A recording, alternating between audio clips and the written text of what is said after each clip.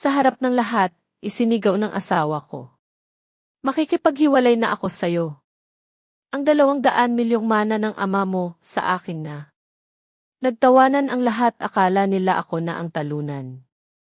Pero may isang lihim silang hindi alam tungkol sa aking kiyumao na ama. Isang lihim na babago sa lahat ng kanilang mga ngiti at gagawin itong mga luha. Ako po si Maria Elena Morales, pero karamihan sa aking mga mahal sa buhay ay Elena ang tawag sa akin. 35 anyos na po ako ngayon. At kung tatanungin ninyo ang aking puso, puno na ito ng mga pasakit, ng mga aral na minsan, ayaw ko nang balikan. Ang akala ko noon, sapat ng magmahal ng tapat, sapat ng magtiwala ng buo, para maging payapa ang buhay. Ngunit isang gabi, sa isang lugar na dapat ay pagdiriwang, doon ko nalaman, doon ko naranasan ang pinakamasakit na katotohanan. Hindi ko malilimutan ang gabing iyon. Ang Grand Imperial Hotel sa Maynila, puno ng sikat na tao, ng mga business partner ng pamilya namin. Kumikinang ang chandelier, ang mga damit ng kababaihan, ang mga alahas. Lahat ng ningning na iyon, tila ba nagpapatingkad lamang sa dilim na bumabalot sa aking puso. Nasa gitna ako ng isang malaking pagtitipon, ngunit sa loob ko, nag-iisa ako. Nakatayo ako doon, suot ang lumang asul na bestida. Simple lang. Walang alahas. Tulad ng utos niya. Ayaw daw niya akong magmukhang ibagong yaman na nanalo sa loto. Ang bituin daw ng gabing ay iyon ay siya. Hindi ako. At totoo nga. Siya ang bituin. Siya si Carlos Vargas, ang aking asawa. Siya, na sa harap ng lahat, ay umakyat sa entablado. Ang kanyang mukha ay puno ng pagmamataas, ng pagnanais na ipagmalaki ang kanyang itagumpay. Sa kanan niya, nakatayo si Isabel Santos. Ang babaeng matagal ko nang pinaghihinalaan. Ngayon, sa mata ng lahat, wala nang maitatago, umiti si Kaloy, ang aking asawa. Isang ngiti na hindi ko kailanman nakita. Walang pagmamahal. Walang paggalang. Puro pagmamalaki at paghamak. Tumingin siya sa akin. Direktang sa akin. Ramdam ko ang lamig ng kanyang tingin na parabang isa lang akong webless. O mas masahol pa. Isang balakid. Maria Elena, sabi niya, ang boses niya ay malakas, umalingaw sa buong bulwagan. Marahil, marami sa inyo ang nagtataka kung bakit pa siya naririto. Hindi ako nagsalita. Hindi ako gumalaw. Nagsimulang bumulong ang mga tao. Narinig ko ang mga salitang, kawawa naman, hindi niya siguro alam ang lugar niya. Pero ako, alam ko. Alam ko ang lugar ko. Alam ko ang lugar ko sa gabing iyon. Ito ang aking lugar. Sa gitna ng apoy. Sa harap ninyong lahat, patuloy ni Kaloy, itinaas ang kanyang kamay, parang isang hukom na nagbibigay ng hatol. Ako, si Carlos Vargas, ay formal na ipinahahayag ang aming paghihiwalay. Ang mga salitang iyon parang kidlat na tumama sa aking puso. Ngunit hindi ako nagulat. Hindi. Matagal ko nang alam na darating ito. Ang sakit ay parang matalim na kutsilyo na unti-unting dumudurog sa aking kalooban. Ngunit pinigilan ko ang sarili ko. Walang luhang papatak. Hindi sa harap niya. Hindi sa harap ng mga taong ito. Mula ngayon, sumigaw siya. Hindi na kami mag-asawa. Malaya na ako. At ang 200 milyong piso na mana ng yumaong ama niya, ang Don Ricardo Morales, sa akin na. Naramdaman ko ang paglamig ng aking mga kamay. Ang 200 milyong piso. Ang mana. Lahat. Kinuha na niya. Pagkatapos niyang sabihin ang mga salitang iyon, humakbang si Isabel Santos. Ang kanyang pulang bestida ay mas matapang pa sa apoy. Ngumiti siya. Walang hiya. Walang pakialam. Walang paggalang. Nilapitan niya si Kaloy, at sa harap ko, sa harap ng lahat, niyakap niya ang aking asawa. O ang aking ex-asawa na ngayon. Siya ang karapat-dapat sa tabi ko, sabi ni Kaloy, itinaas ang kamay ni Isabel. Matino, maganda at karapat-dapat sa aking tagumpay. Mula bukas, siya na ang magiging ginang Vargas. Narinig ko ang palakpakan. Mga bulong. Mga tawa. Ang ibang mukha ay nagulat. Ang iba ay tila nakikisimpatya. Ngunit ang karamihan tila natutuwa sa aking kahihiyan. Tiningnan ko ang bawat isa sa kanila. Ang bawat ngiti. Ang bawat sulyap. Ang bawat pagtawa. Ang bawat bulong. Itatanim ko ito sa aking alaala. Bawat isa. Umalis ka na dito, Lena, sabi ni Kaloy, kumakaway sa akin, na para bang pinapaalis ang isang langaw. Hindi ka nabibilang dito. Walang ka ng karapatan sa kahit anong sentimo. Bumalik ka na sa lugar mo. Mata sa mata. Tinitigan ko siya. Ramdam ko ang apoy sa aking puso. Ngunit ang aking mukha ay nanatiling blanko. Walang emosyon. Walang luha. Walang kaba. Isang huling sulyap kay Isabel, nangiting-ngiti sa tabi niya, at saka ako lumakad. Hindi ako tumakbo. Hindi ako gumapang. Naglakad ako. Dahan-dahan. May dignidad. Palabas ng bulwagan. Palabas ng init ng kahihiyan. At habang lumalakad ako, iniwan ko sa kanila ang isang misteryo. Ang isang tanong na matagal nang bumabagabag sa akin. Sa amin. Akala mo ba, Kaloy, alam mo ang lahat, bulong ko sa sarili ko, habang papalabas ako sa malaking pinto. Ang 200 milyong pisong iyan hindi mo pa iyan pag-aari. Dahil may isang bagay na hindi mo nalalaman. Ang ama ko, ang Don Ricardo Morales, ay hindi kailanman talaga namatay. Ang pagkawala ng aking ama. Ang Don Ricardo. Ang aking papa. 3 buwan na ang nakakaraan. Ang balita ng pagbagsak ng eroplano niya. Ang walang nakitang bangkay. Ito ang lahat. Ang simula. Ang akala nilang katapusan. Ngunit para sa akin, para sa amin, ito ay simula pa lang. Ang simula ng aking pagmulat. At ang simula ng kanyang tunay na pagbagsak. Si Kaloy.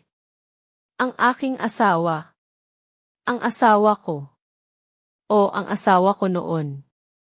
Naaalala ko pa ang simula ng lahat. Hindi ko malilimutan ang panahon kung kailan, sa aking mga mata, si Carlos Vargas, o si Kaloy, ay ang pinakamaswerte at pinakabuting lalaki sa mundo. Hindi siya mayaman. Hindi siya galing sa prominenteng pamilya. Isang masipag na empleyado lamang siya sa isa sa mga kumpanya ni Papa, na may pangarap na umangat sa buhay. At iyon ang nagustuhan ko sa kanya. Ang pagiging simple niya. Ang kanyang kasipagan. Naaalala ko pa ang paraan ng panunuyo niya. Hindi siya katulad ng ibang lalaking lumalapit sa akin. Hindi siya bumili ng mga mamahaling regalo. Hindi siya nagpakita ng labis na kayamanan. Sa halip, araw-araw siyang naghahatid ng sariwang bulaklak mula sa hardin, may kasama pang sulat na isinulat niya ng kamay. Hindi ang uri ng bulaklak na binili sa mamahaling tindahan. Ito ay mula sa kanyang maliit na hardin. Isang beses, nagdala pa siya ng champorado na niluto niya dahil narinig niyang malungkot ako sa isang araw. Ang maliliit na bagay na iyon ang nagpaibig sa akin. Ang pagiging mapagmalasakit niya. Ang atensyon niya. Hindi niya ako tinuturing na anak ng isang bilyonaryo. Kung hindi isang ordinaryong babae. Pinahangan niya rin si Papa, ang aking Don Ricardo Morales. Kilala si Papa bilang isang mahigpit at mapanuri na tao. Sa simula, hindi niya lubos na pinagkakatiwalaan si Kaloy. Maraming tanong. Maraming pagsubok. Gusto niyang makita kung tunay ba ang intensyon ni Kaloy. Lena, sabi ni Papa, habang umiinom kami ng kape sa aming balkonahe, ilang buwan matapos akong ligawan ni Kaloy. Mabait si Kaloy. Masipag. Pero may nakikita akong kakaiba sa kanyang mga mata. Isang gutom na hindi ko maintindihan. Ngumiti lang ako noon. Papa naman, hindi mo ba nakikita? Mahal na mahal niya ako. Gusto lang niyang mapatunayan ang sarili niya. Bumuntong hininga si Papa. Sana ay tama ka, anak. Mahal na mahal kita. Ang tanging gusto ko lang ay ang iyong kaligayahan at seguridad. Sa huli, nakita niya ang aking kaligayahan. Nakita niya kung gaano ako kasaya kay Kaloy. Nakita niya ang pagmamahal na sa tingin ko ay ibinibigay niya sa akin. At dahil sa pagmamahal niya sa akin, tinanggap niya si Kaloy. Ikinasal kami sa isang simpleng seremonya. Ang simula ng aking pangarap na pamilya. Akala ko, masaya naman kami sa umpisa. Masipag si Kaloy sa kumpanya. Umakyat siya ng posisyon. Naging kanang kamay ni Papa. Ipinagmalaki ko siya. Tuwang-tuwa ako na nagkaroon ako ng asawang matalino, masipag at tila mahal na mahal ako. Lagi siyang nasa tabi ko. Laging handa akong pakinggan. Kahit sa maliliit na problema. Pero unti-unti may nagbago. Hindi ko masabi kung kailan eksakto. Parang bulong. Parang amoy na bahagya mo lang mapapansin. Sa umpisa, maliit lang. Hindi na siya ganoon ka-atento. Madalas na siyang abala. Laging may meeting. Laging may trabaho. Ang mga matatamis na salita ay naging bihirang marinig. Ang kanyang mga mata, minsan, ay may kakaibang kinang. Isang kislap na puno ng ambisyon. O, mayroon ba talagang ganoon? Siguro guni-guni ko lang. Sabi ko sa sarili ko. Pagod lang siya. Ang pinakamalaking pagbabago ay nang mangyari ang hindi inaasahan. 3 buwan na ang nakakaraan mula nang mangyari iyon. Hindi ko malilimutan ang araw na iyon. Isang araw na nagpabago sa lahat. Si Papa, ang Don Ricardo Morales, ang taong nagtatag ng aming imperyo, ay sumakay sa isang commercial flight patungong Davao. Isang regular na business trip. Ngunit hindi na siya nakabalik. Bumagsak ang eroplano. Ganoon ang balita. Wala nang nakaligtas. Ngunit ang pinakanakakapanakit sa akin, ang pinakamahirap tanggapin, ay walang nakitang bangkay. Walang anino. Walang labi. Para lang siyang naglaho sa hangin. Naging abo. Walang matamang paglibing. Walang huling paalam. Nagkaroon ng malaking kaguluhan. Ang kumpanya. Ang pamilya. Ang mga negosyo ni Papa. Lahat ay tila nawalan ng direksyon. At doon, mabilis siyang kumilos. Si Kaloy. Ang aking asawa. Lumabas siya bilang malakas. Matatag. Siya ang nagbigay ng mga pahayag sa media.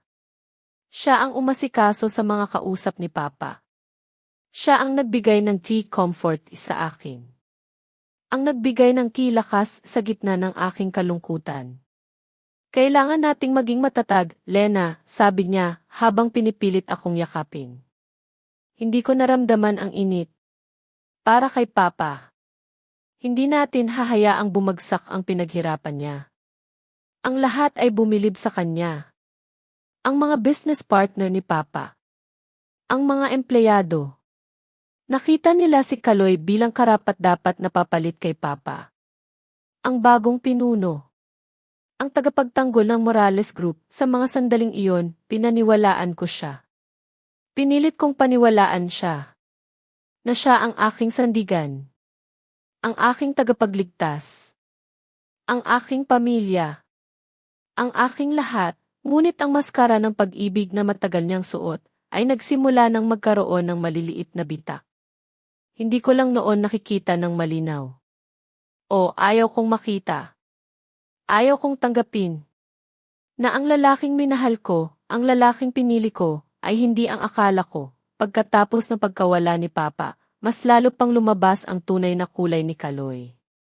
Ang lalaking akala ko ay aking sandalan, ang lalaking pinili ko ay unti-unting lumayo. Naging mailap, Naging parang hangin na lang na dumadaan sa akin. Parang isang lamparan na nawalan ng langis. Naging malamig. Ang mga dating yakap, mga halik, mga pangakong ihabang buhay ay naglaho na parang bula. Hindi na siya umuuwi ng maaga. Kung umuwi man, laging pagod.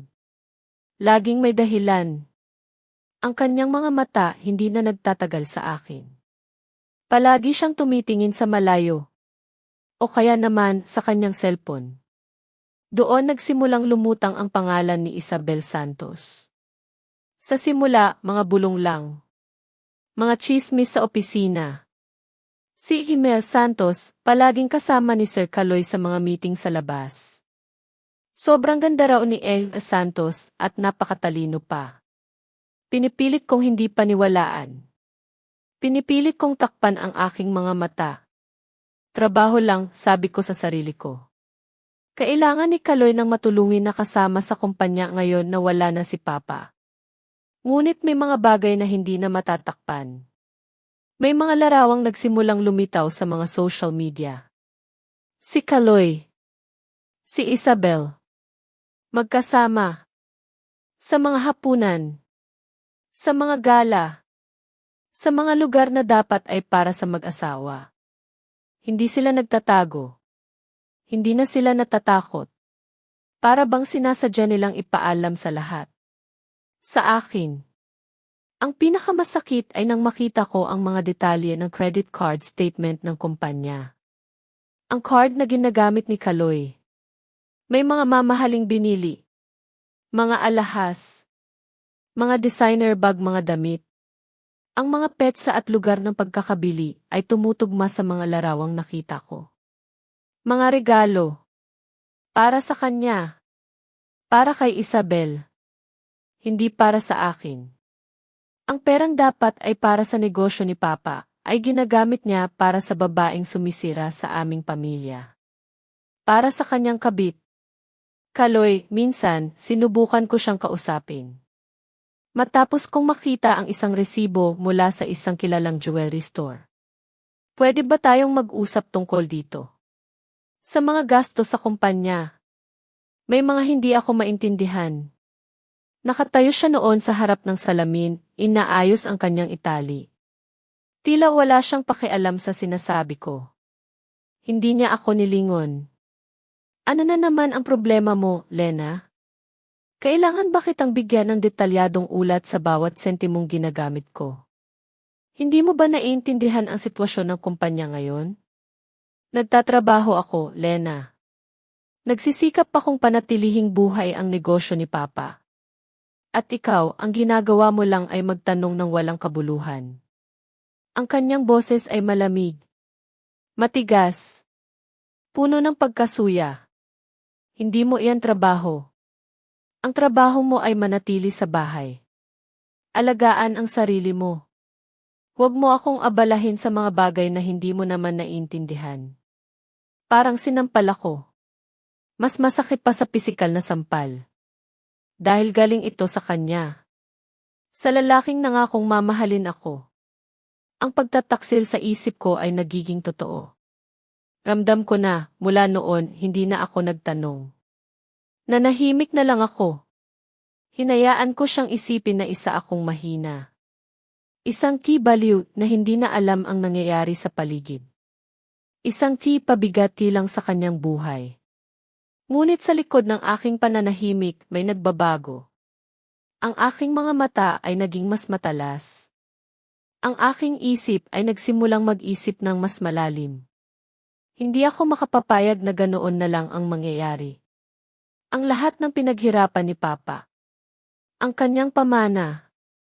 Hindi ko hahayaang mapunta sa isang taong tulad ni Kaloy. At hindi ko hahayaang saktan niya ako ng ganito. Sa gitna ng aking kalituhan at sakit, may isang pangalan ang pumasok sa aking isip. Ang taong pinagkakatiwalaan ni Papa. Ang kanyang abogado. Si Attorney David Garcia. Isang hapon, palihim akong pumunta sa kanyang opisina. Hindi ko sinabi kay Kaloy. Alam kong hindi niya ako papayagan. Kinakabahan ako. Ngunit mas malaki ang takot ko na baka mawala ang lahat. Nang makita ko si Attorney Garcia, ramdam ko ang seguridad. Siya ang taong kilala ko simula pagkabata. Nakita niya ang aking kalungkutan.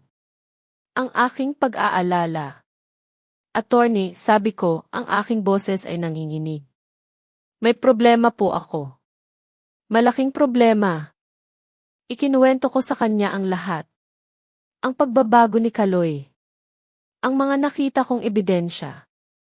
Ang paggamit niya sa pera ng kumpanya. Ang paglitaw ni Isabel Santos. Ang aking pagdududa, tahimik siyang nakinig. Seryoso ang kanyang mukha. Nang matapos ako, umiling siya ng dahan-dahan. Lena, sabi niya, ang kanyang boses ay mababa at malumanay. Alam kong masakit ito. Ngunit, sa mundong ito ng negosyo, may mga batas na dapat nating tandaan. Ipinaliwanag niya sa akin ang tungkol sa mana ni Papa. Ang mga dokumento. Ang proseso. Ang paglipat ng mana, Lena, sabi niya, ay hindi basta-basta. May kondisyon. Kailangan ng patunay. Isang opisyal na deklarasyon ng kamatayan. Nagtataka ako. Kamamatay? Pero patay na si Papa, di ba? Wala nga lang tayong nakitang labi. Iyon nga ang punto, Lena, sagot niya. Walang nakitang labi. Walang opisyal na sertipiko ng kamatayan na may pirma ng doktor at resulta ng forensic. Ang mga papeles, ang mga kontrata, lahat ng iyan ay nagiging balido lamang kung mayroong totoong patay. Kung wala, maaaring mabaliktad ang lahat.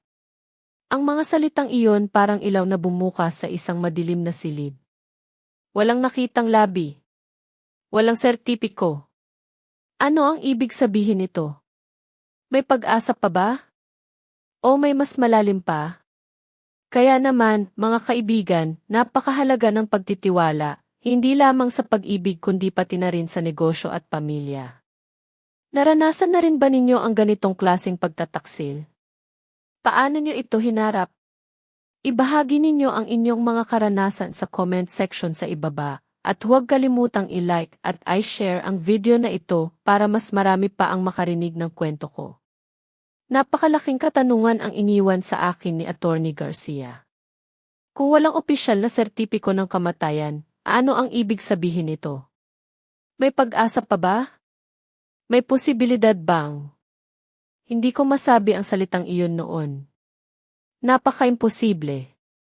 Napakababaw ng paniniwala ko. Ngunit sa likod ng aking isip, isang maliliit na kislap ng pag-asa ang nagsimulang sumilay. Ilang araw pagkatapos ng pag-uusap namin ni Attorney Garcia, nakatanggap ako ng isang kakaibang tawag. Walang numero. Tahimik lang ang kabilang linya sa simula. At pagkatapos, narinig ko ang isang pamilyar na boses. Isang boses na akala ko ay hinding-hindi ko na maririnig pa. Lena, anak ko, nanginig ang buong katawan ko. Huminga ako ng malalim. Akala ko napapaginipan ko lang. O nababaliw na ako sa stress. Papa, mahinang tanong ko. Ang luha agad na bumulwak sa aking mga mata. Anak, ako ito. Pakiramdam ko, kailangan na nating mag-usap. Magkita tayo sa lumang hasyenda sa Batangas. Huwag kang magsasabi kahit kanino. Kahit kay Kaloy. Lalo na kay Kaloy. Hindi ako nagdalawang isip. Kinabukasan, maaga pa, nagdahilan akong pupunta sa probinsya para magpahinga. Ayaw kong sundan ako ni Kaloy kaya nag-ingat ako. Nang makarating ako sa hasyenda, ang lumang bahay bakasyonan namin, doon ko nakita si Papa. Nakatayo siya sa veranda, nakatingin sa malawak na bukirin. Buhay. Hinga. Hindi isang multo. Hindi isang panaginip. Ang Papa ko. Yakap ko siya ng mahigpit. Pakiramdam ko, muling nabuo ang basag na bahagi ng aking puso. Papa, bulong ko. Akala ko patay ka na. Ngumiti si Papa. Isang ngiti na puno ng kapaitan, ngunit may bahid ng pag-asa. Iyon nga ang gusto kong isipin nila, anak. Lalo na si Kaloy. Umupo kami. Mahaba ang aming naging pag-uusap. Ipinaliwanag niya sa akin ang lahat. Ang bawat detalye ng kanyang plano. Ang aksidente ng eroplano ay isang gawa-gawa lamang. Hindi siya sumakay sa flight na iyon. Mayroon siyang ipinadala na ibang tao na may katulad na katawan upang malinlang ang lahat. At ang dahilan? Anak, sabi ni Papa habang hawak ang aking mga kamay. Alam kong masakit ito. Alam kong mahirap itong tanggapin. Ngunit, matagal ko nang napapansin ang pagbabago sa iyong asawa. Ang kanyang pagkamalikhain. Ang kanyang ambisyon. Akala ko makakatulong iyan sa kumpanya. Ngunit ang kanyang gutom sa kapangyarihan at pera ay mas matindi pa sa akala ko. Bumuntong hininga siya. Masyado kitang inalagaan, Lena. Masyado kitang pinrotektahan. Kaya naging mahina ka sa kanyang paningin. Naging madali kang linlangin. Kailangan kong gawin ito, anak, hindi lang para sa ating negosyo. Kundi para sa iyo. Para matuto kang lumaban. Para matuto kang tumayo sa sarili mong mga paa. Naintindihan ko. Ang pagkawala niya ay isang pagsubok. Para sa akin. Para makita ang tunay na kulay ng mga tao sa paligid namin. Lalo na si Kaloy. Ang lahat ng ito, patuloy ni Papa, ay isang pagkakataon para makita natin ang kanyang tunay na mukha. Ang kanyang pagnanakaw. Ang kanyang pagtataksil. At ang kanyang panluloko sa iyo. Ikinuwento niya ang tungkol sa mga iligal na transaksyon na sinimulan ni Kaloy. Ang mga pondo ng kumpanya na inililipat sa ibang account. Ang papel ni Isabel Santos sa mga transaksyong iyon. Ang lahat ay nakaplano na. Ang bawat galaw ni Kaloy ay iniisa-isa na nilang binabantayan. At doon, pumasok si Attorney David Garcia. Siya ang utak sa likod ng legal na aspeto ng plano ni Papa. Siya ang taong naghanda ng lahat ng dokumento. Ang mga ebidensya. Ang mga batas na gagamitin laban kay Kaloy. Kailangan mong ipagpatuloy ang pagganap sa iyong papel, Lena, sabi ni Attorney Garcia. Ipakita mo sa kanya na ikaw ay mahina. Na ikaw ay tanga. Na wala kang alam. Hayaan mo siyang maging kampante. Hayaan mo siyang isipin na nanalo na siya. Mahirap. Napakahirap. Ang ideya na kailangan kong harapin si Kaloy araw-araw, na kailangan kong tiisin ang kanyang pagmamaliit at pagtataksil, nang walang reklamo, nang walang pagtatangka na lumaban. Naisip ko ang sakit. Ang kahihiyan, ngunit tiningnan ko si Papa. Ang kanyang mga mata ay puno ng pagmamahal at tiwala. Kaya mo ito, anak, sabi niya. Nagtiwala ako sa iyo. Nagtiwala ako na malakas ka. Mas malakas kaysa sa inaakala mo. Sa huling bahagi ng aming pag-uusap, pumayag ako. Hindi dahil sa galit. Hindi dahil sa pagnanais na maghiganti. Ngunit dahil sa pagmamahal ko kay Papa. Sa aking pamilya. Sa aming pamana. At sa pagnanais na makita ang katarungan. Ang pagtataksil ni Kaloy ay hindi lang sa akin. Ito ay sa aming pamilya. Sa lahat ng pinaghirapan ni Papa. At kailangan siyang panagutin, ramdam ko ang takot. Ang bawat sandali ng pagpapanggap ay isang panganib. Ngunit sa tabi ng takot na iyon, may nagsimulang bumuo sa akin. Isang matinding determinasyon. Ang aking mga luha, hindi na para sa kalungkutan. Kundi para sa paghahanda. Hindi na ako ang dating mahina. Naging sundalo ako sa isang digmaan na hindi ko inakala na mangyayari. At ang aming plano, ang lihim na kasunduan namin ni Papa at ni Attorney Garcia, ay handa ng ilatag. Handa ng ilabas sa liwanag. Ang araw na iyon. Ang araw bago ang malaking pagdiriwang. Dito ko pinirmahan ang kihatol ko. O ang akala niyang hatol ko. Sa aklatan ng aming bahay, ang aklatan na pinagkukumpara ni Papa sa isang santuwaryo ng kaalaman, doon naganap ang lahat. Ang hangin ay malamig. Tahimik. Ang tanging naririnig ay ang kaluskos ng papel at ang pag-click ng panulat. Nakatayo ako, nakaupo sa isang silya na tila napakalaki para sa akin, na para bang isa akong batang naghihintay ng parusa. Nasa harap ko, isang tambak ng papel. Makakapal. Puno ng mga legal na termino na, sa kanyang paningin, ay hindi ko naiintindihan. Ngunit naiintindihan ko. Bawat salita. Bawat talata.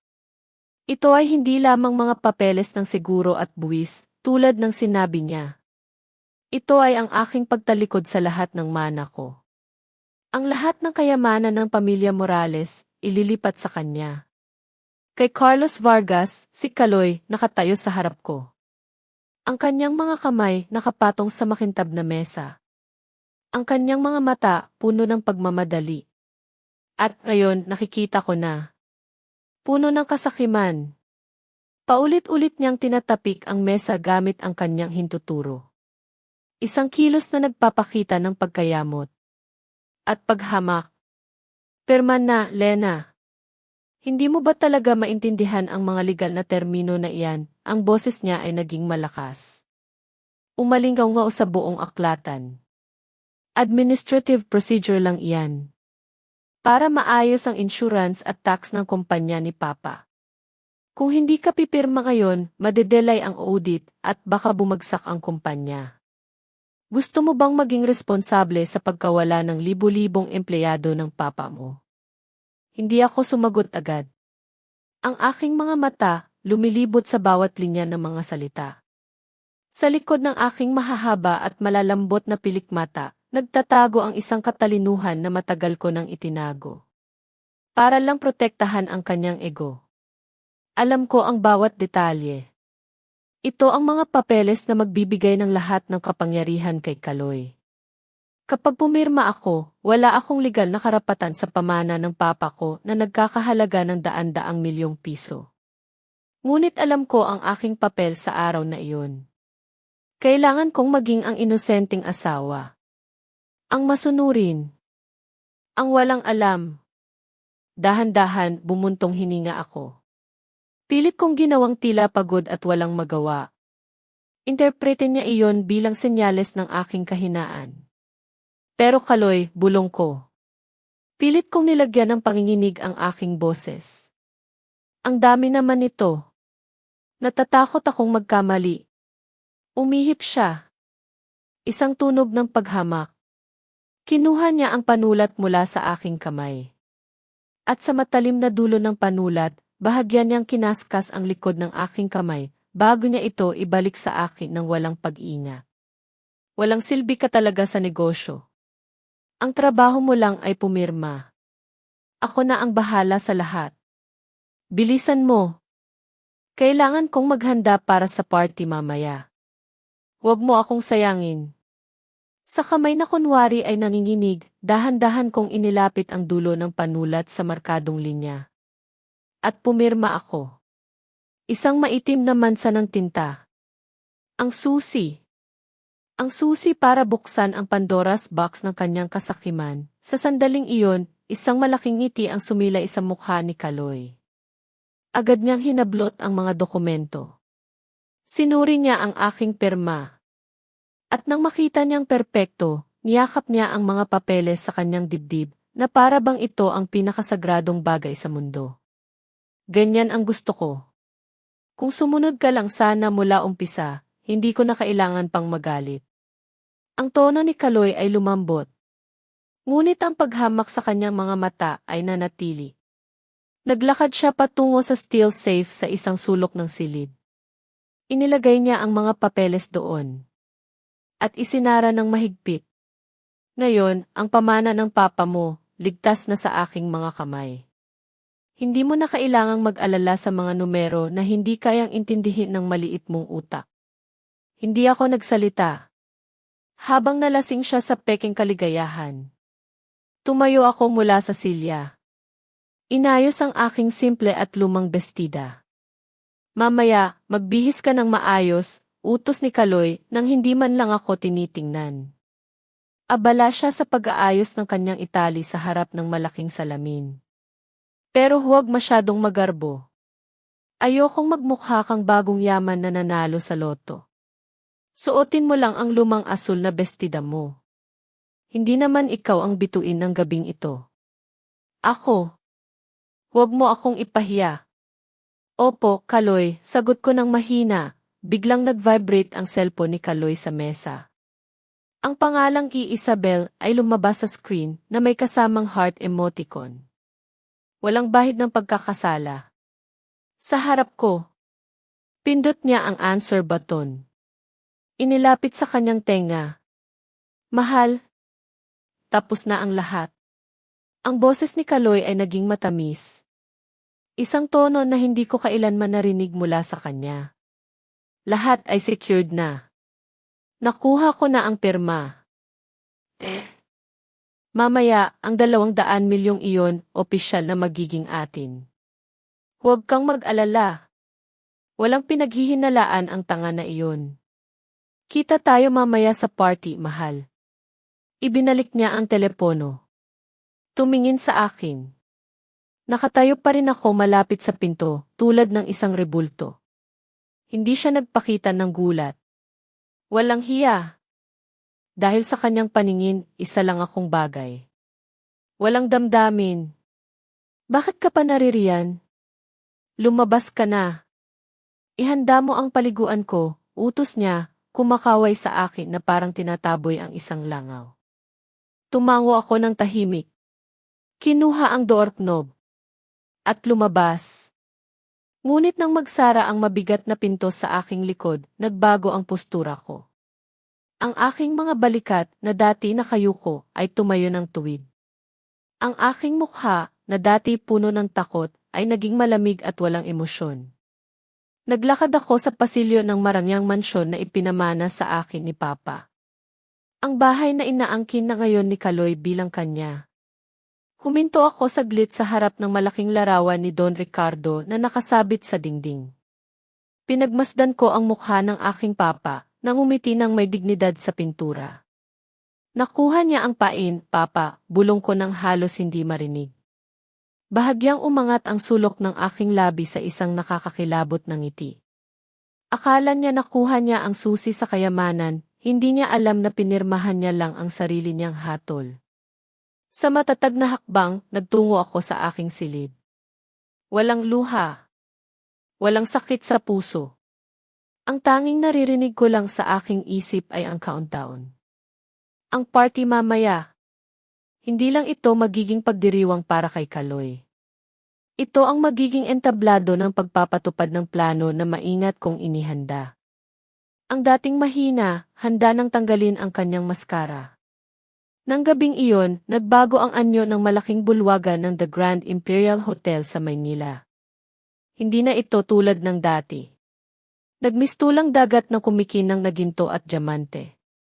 Ang libu-libong kristal sa dambuhalang chandelier sa itaas, sumasalamin ng gintong liwanag sa bawat sulok.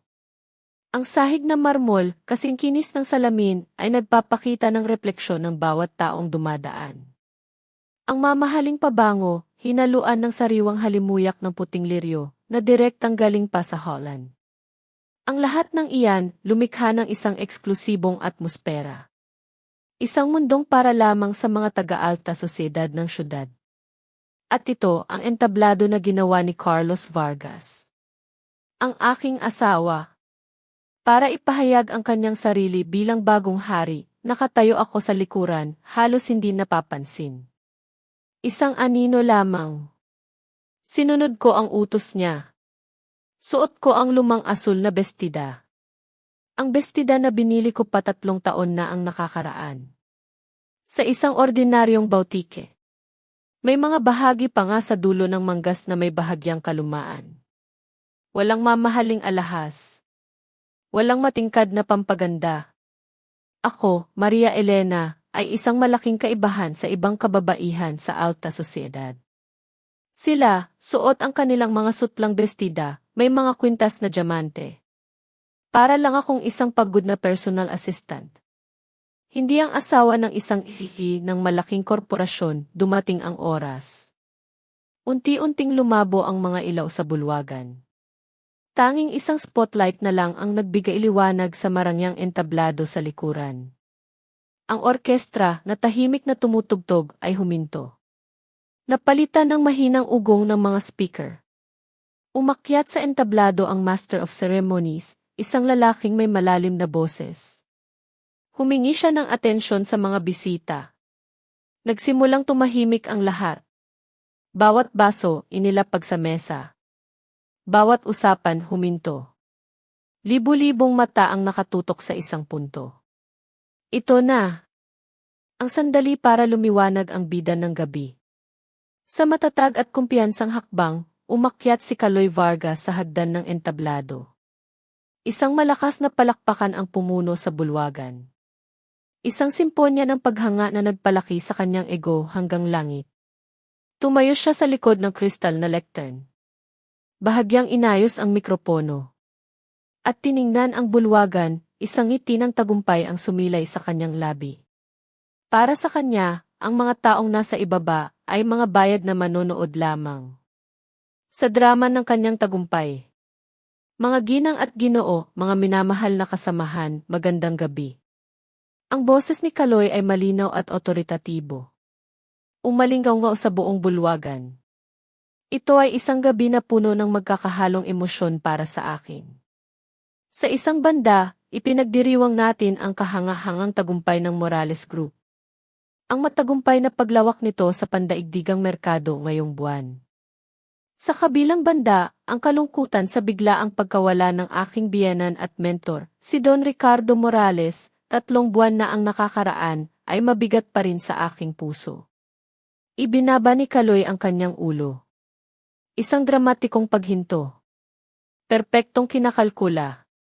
Nakita ko ang ilang bisita na pinupunasan ang kanilang mga mata gamit ang panyo. Naantig sa sakit ng kanyang biyenan. Sa isang madilim na sulok ng bulwagan, ako, nakasandal sa isang marmol na haligi, ay pinanood ang palabas. Ang aking mukha ay walang ekspresyon. Alam na alam ko.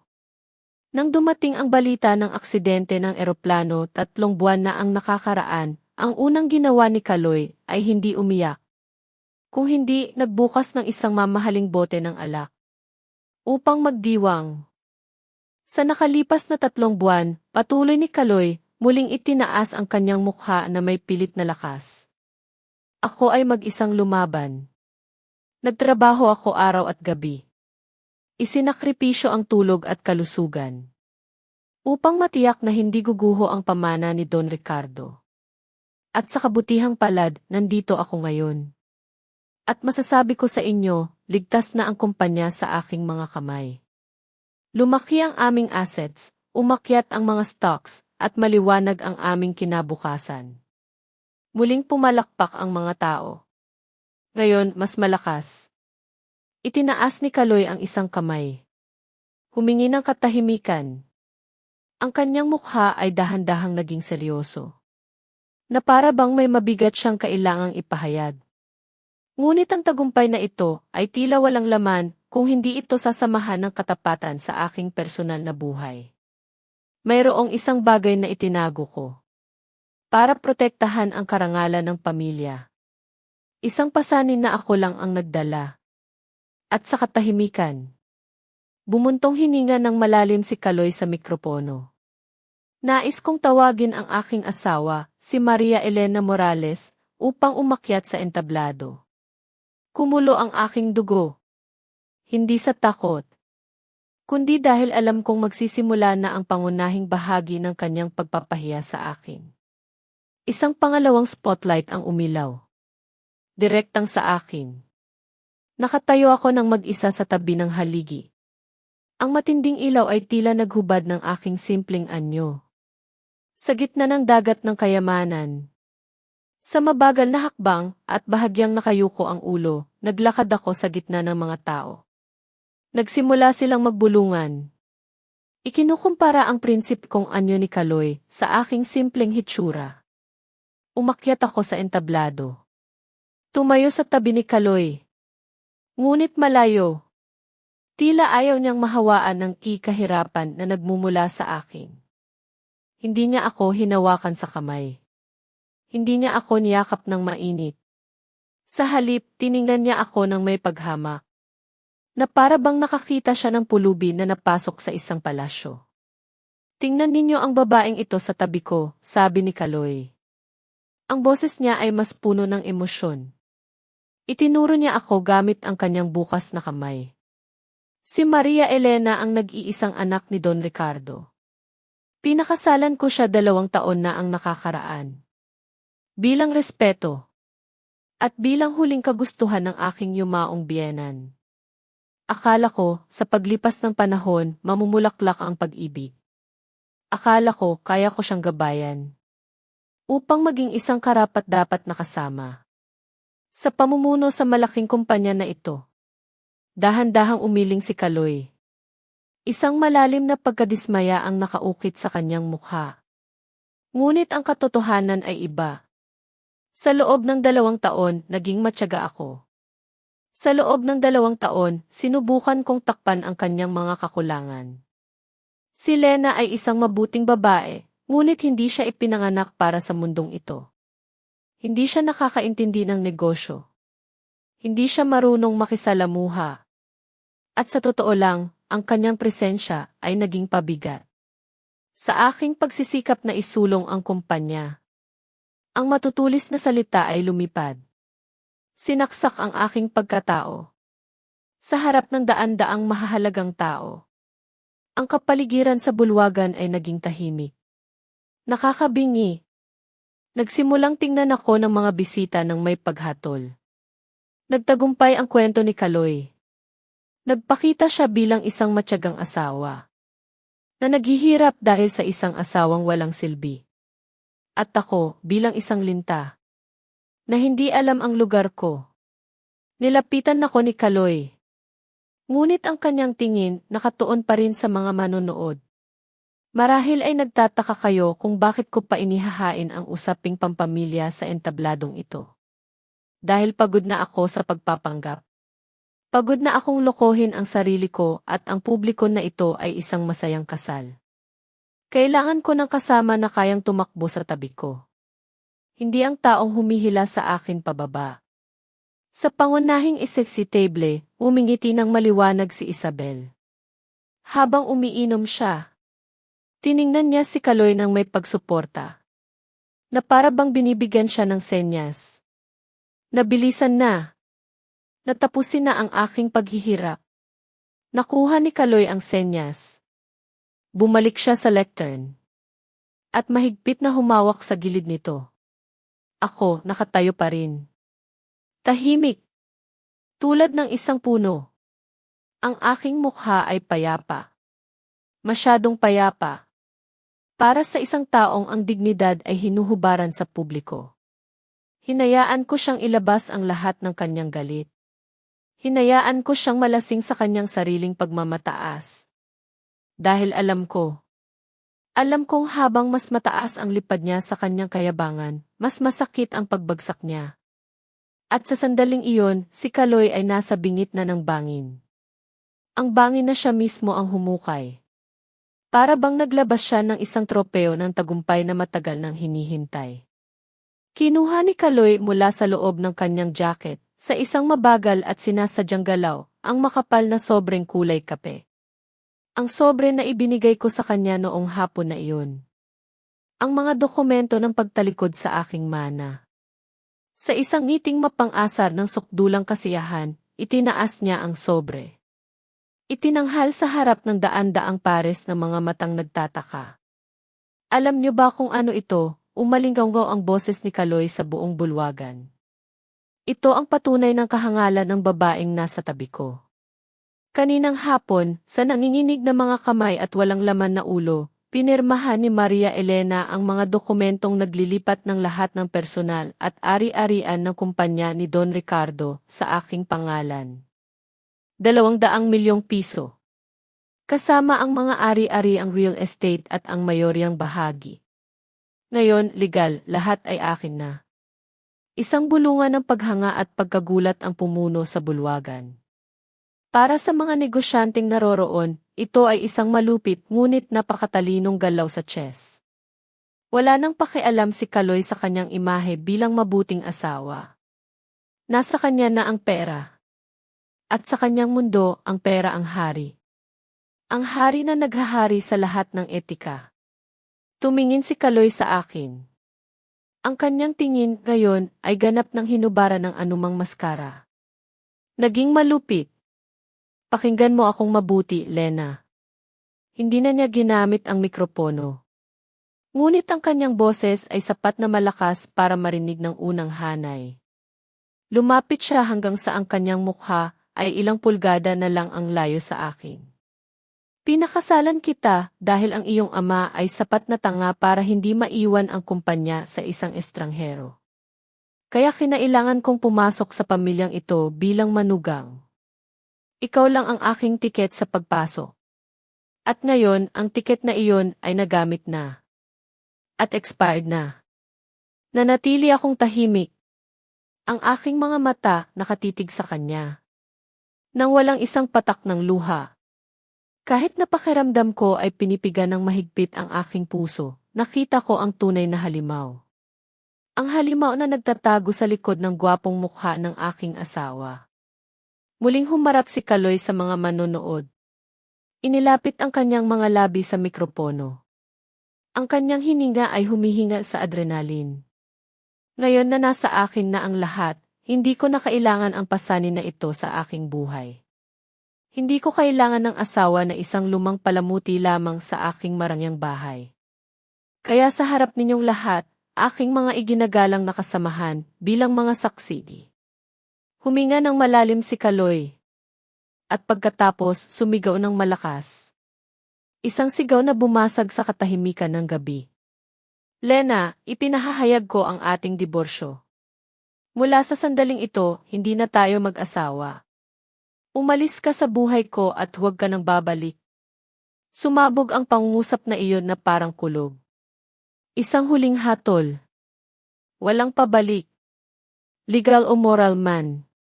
Tinapon ni Kaloy ang kanyang asawa na parang isang piraso ng walang silbing plastik.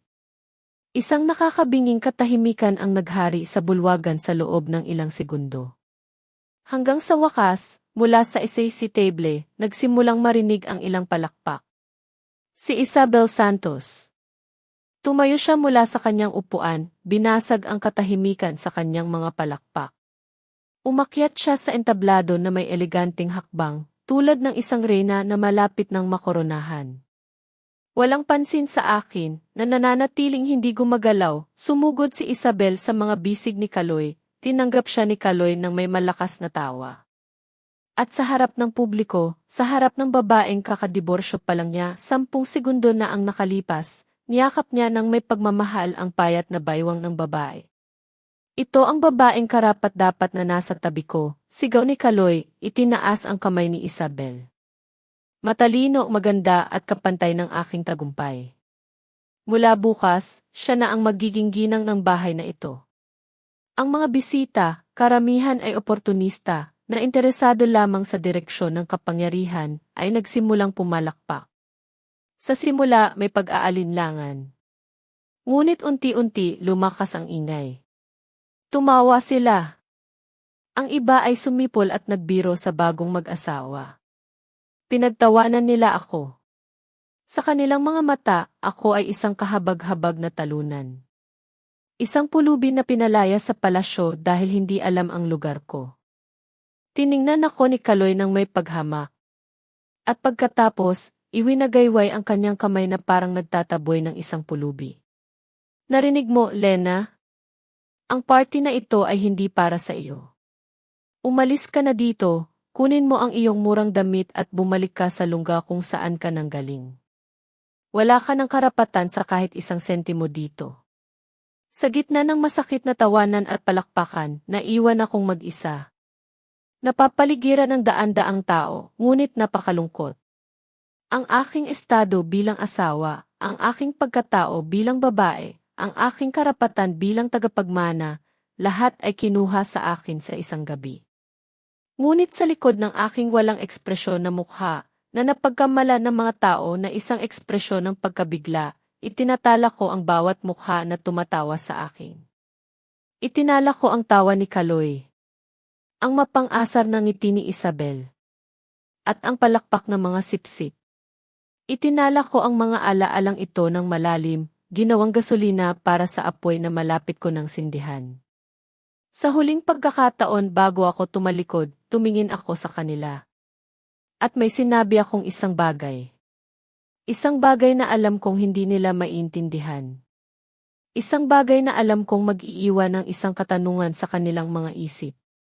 Hindi pa tapos ang laban, Kaloy, bulong ko, sapat na malakas para marinig ng mga nasa malapit. Ang akala mong patay, babalik para singilin ka. Ang mga salitang iyon ay lumutang sa hangin. Isang lihim. Isang babala. Nakita ko ang ilang matatandang kasosyo ni Papa na nagtinginan. Ang kanilang mga mukha ay biglang naging seryoso.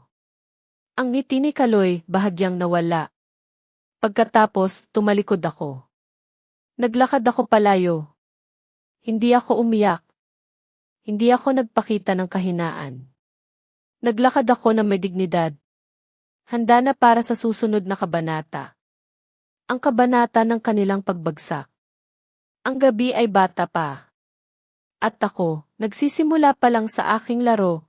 Kung kayo po ay nakikinig pa rin hanggang ngayon, pakitulungan akong mag-comment ng numero 1 sa ibaba, para malaman kung mayroon pa ring mga kaibigan na kasama ko sa buong paglalakbay na ito.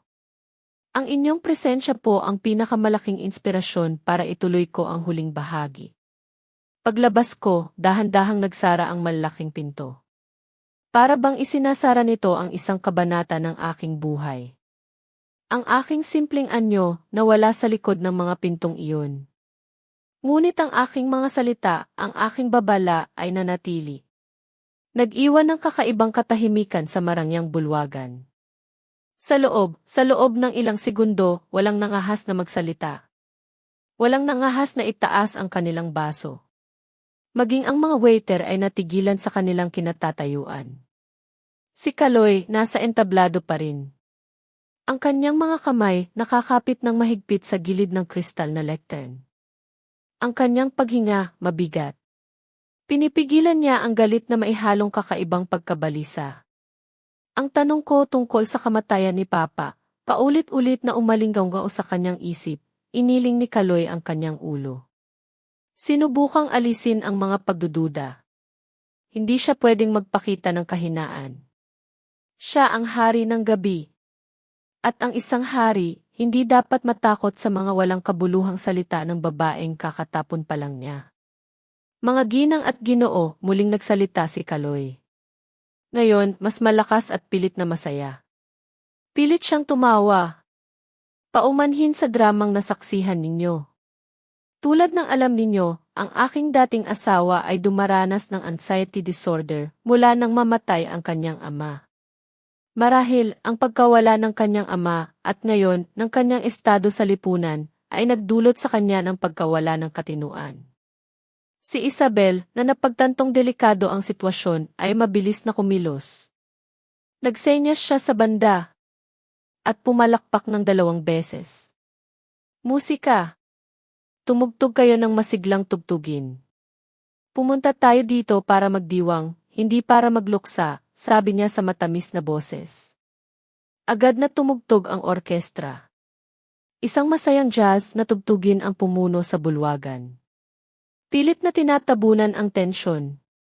Nagsimulang kumilos muli ang mga waiter. Nag-aalok ng champagne at mamahaling alak. Dahan-dahang bumalik ang saya. Kahit na peke, si Kaloy bumaba sa entablado. Agad na tinanggap ang isang baso ng purong whiskey mula kay Isabel. Ininom niya ito ng isang lagok. Ang init ng alak, bahagyang nagpakalma sa kanyang nerbiyos. Huwag kang mag-alala, mahal, bulong ni Isabel, hinahaplos ang braso ni Kaloy. Nananakot lang ang babaeng iyon. Alam niyang talo na siya, kaya sinusubukan kanyang takutin sa mga kwentong multo. Nakakaawa. Ang ego ni Kaloy muling lumaki. Naramdaman niya na siya ay nasa tuktok ng mundo. Naramdaman niya na siya ay hindi matatalo. Ang mga dokumento nasa loob ng kanyang jacket. Ang 200 milyong piso, hindi isang pantasya. Ito ay isang katotohanan. Ang party ay nagpatuloy. Mas masaya. Ang alak ay dumaloy na parang ilog. At ang tawanan ay umalinggaw-ngaw, tinatabunan ang anumang boses ng konsensya. Ngunit, habang si Kaloy ay nalalasing sa tagumpay, may isang kakaibang panginginig ang naramdaman sa sahig na marmol. Sa simula, mahina. Halos hindi mapansin. Binaliwala ito ni Kaloy. Inakala niyang galing lang sa malakas na speaker. Ngunit hindi tumigil ang panginginig. Sa halip, lumakas pa ito.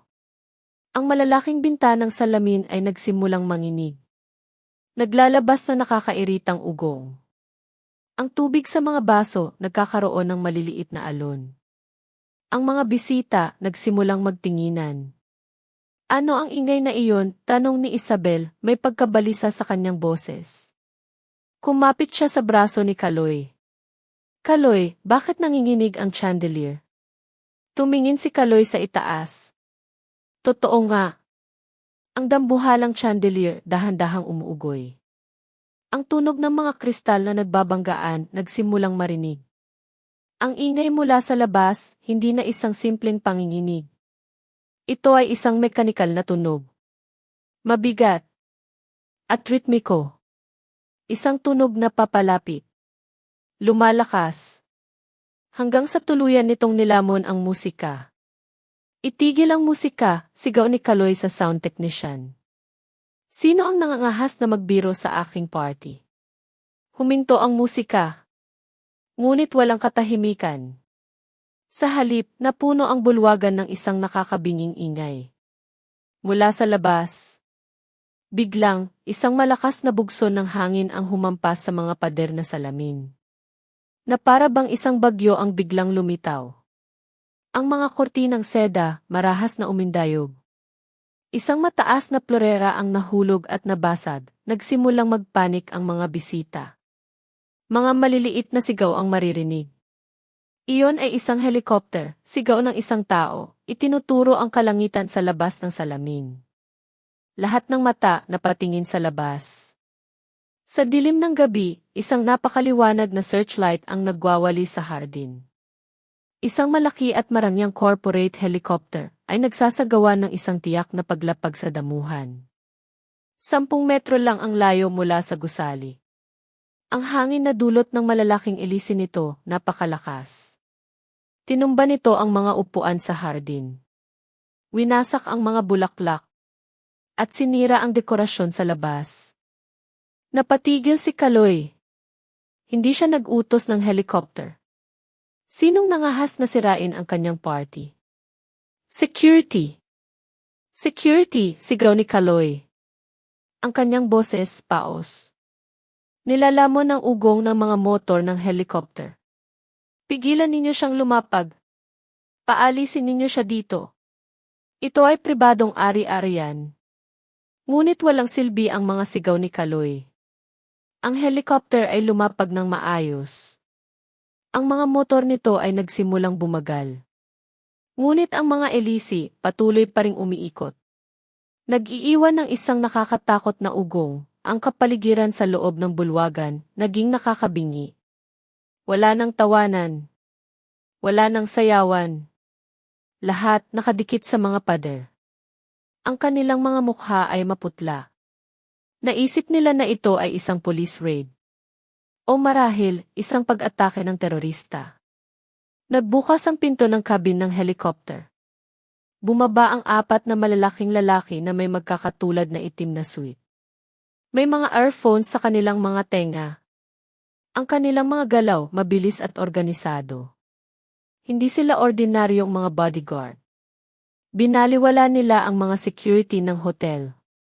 At tumakbo patungo sa pangunahing pasukan ng bulwagan. Kaloy, sino sila? Bulong ni Isabel, nanginginig. May problema ka ba sa mafia? Manahimik ka, sigaw ni Kaloy. Kahit na ang kanyang mga binti ay nagsisimula ng manginig, sinubukan niyang magpakatatag. Sumulong siya sa gitna ng bulwagan upang salubungin ang mga hindi inaasahang bisita. Biglang bumukas ang dobleng pinto ng bulwagan. Mula sa labas, pumasok ang isang bugso ng hangin. Nagdala ng lamig na tumatagos hanggang sa buto. Pumasok ang 4 na lalaki. Agad na naghiwa-hiwalay. Bumuo ng isang hadlang sa magkabilang panig ng pinto. Na para bang inihahanda ang daan para sa isang hari. Walang nangahas na gumalaw. Maging si Kaloy na nagbabalak na paalisin sila ay natigilan. Ang dibdib ng kanilang mga suite may maliit na gintong pin. Na may logo ng isang kumpanyang kilalang-kilala ni Kaloy. Isang chrysanthemum, huminto ang puso ni Kaloy. Nakilala niya ang pin na iyon. Isang espesyal na pin. Na ginagamit lamang ng personal na security team ng isang tao. Isang tao lamang. Sino ang boss ninyo? Sigaw ni Kaloy, tinipon ang huling tapang na natitira sa kanya. Alam niyo ba kung sino ako? Ako ang may-ari ng gusaling ito ngayon. Isang bodyguard ang tumingin sa kanya ng malamig. Hindi sumagot. Sa halip, bahagya siyang yumuko patungo sa pinto na nananatiling bukas. Mula sa dilim ng gabi, sa labas ng pinto, narinig ang isang katangi-tanging tunog. Tok, tok, tok. Ang tunog ng isang tungkod na tumatama sa sahig na marmol. Mabagal. Ngunit bawat tama, tila tumatama sa puso ng lahat ng naroroon. Isang anino ang lumitaw. Isang lalaking matanda ngunit matikas pa rin. Nakasuot ng madilim na kulay abong suit. Sa kanyang kanang kamay, may hawak siyang tungkod na gawa sa ebony, na maihawakan na hugis ulo ng dragon na gawa sa purong ginto. Ang baso ng whiskey ay nahulog mula sa kamay ni Kaloy. Nabasag. Ang kanyang mukha ay naging puti na parang papel. Ang lahat ng kayabangan na binuo niya sa gabing iyon gumuho. Na para bang lahat ng dugo sa kanyang katawan ay sinipsip ng multo na nagkatawang tao sa kanyang harapan. Hindi maaari di. Bulong ni Kaloy. Ang kanyang boses, hindi nahigit pa sa hiyaw ng isang daga na nahuli. Presidente Isidon Ricardo Morales ay pumasok sa party. Ang kanyang tingin direktang nakatuon sa kanyang nanginginig na manugang. Hindi siya ngumiti. Hindi siya bumati. Ang kanyang presensya lamang ay sapat na para bumaba ng husto ang temperatura ng bulwagan. Ang multo na iyon hindi dumating para manakot. Ang multo na iyon ay dumating para maningil. Ng isang utang. Utang na buhay. Ang tunog ng nabasag na baso sa sahig na marmol, umalinggaw sandali. Bago ito muling nilamon ng nakakabinging katahimikan. Sa bukana ng pinto, si Don Ricardo Morales, ang aking papa, ay nakatayo. Matatag. Tulad ng isang hindi matitinag na haligi ng katarungan. Ang hangin ng gabi, humihihip papasok, nagpapagalaw sa lailayan ng kanyang suite. Ngunit ang matanda hindi gumalaw. Para kay Kaloy, tila huminto ang oras. Ang kanyang utak, na kanina lang ay puno ng kagalakan, ngayon ay ganap ng paralisado. Hindi kayang iproseso ang imaheng nakikita ng kanyang mga mata. Sa harap niya, nakatayo ang lalaking dapat sana ay abo na 3 buwan na ang nakalipas. Ang lalaking ang kamatayan ay naging pundasyon ng lahat ng kanyang masamang plano. Hindi maaari di. Bulong muli ni Kaloy. Ang pawis, nagsimulang mamuo sa kanyang noo. Ito ay isang panaginip, isang doble, na parabang sumasagot sa kanyang pagdududa. Nagsimulang humakbang si Papa papasok sa bulwagan. Tok, tok. Ang tunog ng dulo ng kanyang tungkod na tumatama sa sahig. Bawat hakbang, tila dumudurog sa dibdib ng lahat ng naroroon. Ang mga bisita, na kanina lang ay pumapalakpak kay Kaloy, ngayon ay otomatikong gumigilid. Nagbibigay ng malawak na daan para sa tunay na amo ng imperyong ito. Walang nangahas na magsalita. Natatakot na baka mapagkamalang kakampi ni Kaloy. Naglakad si Papa ng may kahinahunan. Ngunit may kamaharlikahan. Huminto siya sandali sa harap ng isang malaking banner. Congratulations to the new C. Marco Vargas. Umismid si Papa. Isang tunog na napakapanghamak. Pagkatapos, nagpatuloy siya sa kanyang paglakad. Patungo sa gitna ng bulwagan, kung saan si Kaloy at si Isabel ay nananatiling naninigas. Si Isabel, nagtatago sa likod ni Kaloy, nanginginig ng husto. Ang kanyang instinct, sumisigaw na tumakbo. Ngunit ang kanyang mga binti, tila nakapako sa sahig. Ang 4 na bodyguard, ngayon ay nakakalat na sa bawat sulok ng bulwagan. Hinaharangan ang lahat ng labasan. Ang party na ito ay naging isang pribadong hukuman, sa wakas, huminto si Papa. 2 hakbang na lang ang layo mula kay Kaloy. Ang aura ng kapangyarihan na nagmumula sa kanyang matandang katawan ay mas malakas pa sa kayabangan na sinubukang buuin ni Kaloy sa buong gabi. Itinukod ni Papa ang kanyang tungkod ng mahigpit sa sahig. At tiningnan ang kanyang manugang mula ulo hanggang paa. Magandang gabi, Kaloy, bati ni Papa.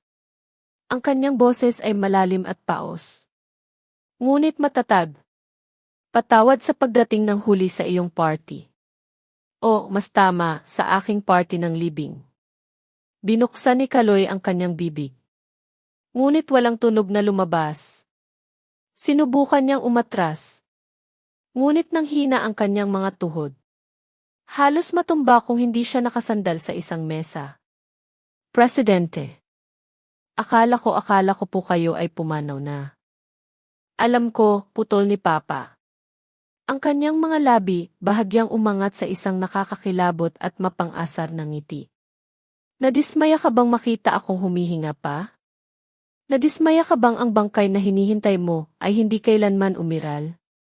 Hindi po. Presidente, tanggi ni Kaloy, nagpapanik. Ang balita ang aksidente, lahat sila nagsabi na bumagsak ang inyong eroplano.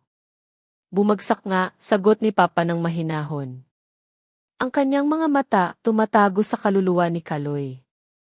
Ngunit hindi ako nasa eroplanong iyon. Hinayaan kong kumalat ang balita. Hinayaan kong isipin ng mundo na tapos na ako. Alam mo ba kung bakit, Kaloy? Lumapit pa si Papa ng isang hakbang. Hanggang sa maamoy ni Kaloy ang aroma ng mamahaling tabako na dati niyang hinihitit. Dahil ang mga patay lang ang nakakakita ng tunay na mukha ng mga nasa paligid nila, bulong ni Papa, ang kanyang tono ay matalim. Nang buhay ako, ikaw ang magalang na manugang. Ngunit nang mamatay ako, agad na nahulog ang iyong maskara. 3 buwan, Kaloy. 3 buwan lang ang kinailangan mo para palayasin ang aking anak sa sarili niyang bahay, pekin ang mga ulat sa pananalapi, at magdiwang sa ibabaw ng aking walang laman na libingan. Umiling si Kaloy. Sinubukang maghanap ng dahilan. Ngunit ang kanyang isip ay blanko na. Ang presensya ni Papa ay isang checkmate. Isang hindi pagkakaunawaan, Presidente. Ginawa ko ang lahat para sa kumpanya, para kay Elena. Hinampas ni Papa ang kamay ni Kaloy gamit ang kanyang tungkod. Huwag mong babanggitin ang pangalan ng aking anak gamit ang iyong maruming bibig. Narinig kita mula sa labas. Tinawag mo siyang pulubi. Nagdeklara ka ng diborsyo sa publiko. Tumingin si Papa sa mga bisita. At kayong lahat, mga kaibigan ko sa negosyo, tumawa kayo. Pumalakpak habang ang aking anak ay pinapahiya. Lahat sila ay yumuko. Nahihiya. Natatakot. Muling tumingin si Papa kay Kaloy. Lasapin mo ang takot na ito, Kaloy. Dahil mula sa sandaling ito, ang iyong impyerno ay nagsisimula pa lang. Habang si Kaloy ay nananatiling tulala, isang lalaki ang lumapit mula sa likod ni Papa. Si Attorney David Garcia. May hawak na isang itim na folder. Ang huling pako sa kabaong ni Kaloy ay handa ng ilagay, at dito na po nagtatapos ang kwento ni Lena at ng kanyang pamilya. Ano po ang masasabi ninyo sa naging pasya ni Lena at ng kanyang amang si Don Ricardo? Kung kayo po ang nasa kanilang kalagayan, mayroon po ba kayong gagawing naiba? Ibahagi po ninyo ang inyong mga saloobin sa comment section sa ibaba. Binabasa ko po ang bawat isa. Kung ang kwentong ito ay nagbigay sa inyo ng aral o nakaantig sa inyong damdamin, huwag po ninyong kalimutang mag-iwan ng isang like. Ibahagi ito sa isang taong sa tingin ninyo ay maaantig din, at mag-subscribe sa ating channel, Ang Luha sa Katahimikan, upang hindi mahuli sa mga susunod pang kwento ng buhay. Hanggang sa susunod na kwento, at malay natin. Sa susunod baka ang kwento nyo na ang magbibigay tinig sa mga luhang nananahimik.